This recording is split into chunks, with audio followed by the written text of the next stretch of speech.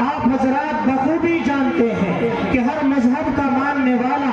اپنی محفل یا سیمینار یا جلسوں کا آغاز اس چیز سے کرتا ہے جو اس کے یہاں سب سے بابرکت، باعظمت اور شان و شوکت والی کتاب ہوا کرتی ہے، اور چونکہ ہمارے مذہب اسلام میں قرآن کریم ایک ایسی بابرکت، باعظمت اور شان و شوکت والی کتاب ہے کہ جس کی ہر بات اعجاز خدائی کا شاہکار ہے، جس کی بلاغت بھی معجز، معانی بھی معجز اور تاثیر بھی ایسی معجز کہ دلوں کی دنیا بدل ڈالے، جس کے اندر وہ مقناطیس ہے جو دلوں کو کھینچتا ہے، جس کے اندر وہ راگ ہے جو اندر کی تاریکیوں کو منور کر دیتا ہے، پانی کا ہر قطرہ، آگ کا ہر شعلہ بزبان حال و مال یہی کہتا ہوا نظر آتا ہے، وحدہ لا شریک لہ، وحدہ لا شریک لہ۔ اور خود خلاق عالم نے اپنے قرآن کریم کے اندر ارشاد فرمایا،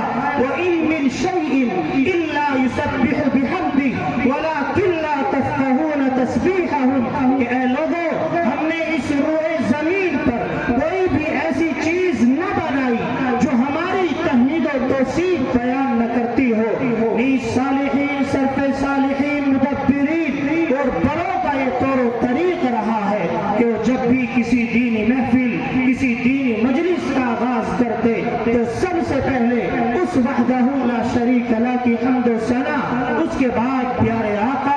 جناب محمد عربی صلی اللہ علیہ وسلم کی تعریف و توصیف میں کچھ لبوں کو حرکت دیتے ہیں۔ تو میں بھی اسی کے پیش نظر اپنے بزرگوں کے نقش قدم پر چلتے ہوئے تلاوت باسعادت کے لیے آواز دیتا ہوں۔ اپنے مہمان مکرم جناب قاری شہاب الدین صاحب، استاد تجوید دارالعلوم حسینیہ وقف پاؤلی، حضرت والا سے انتہائی ادباً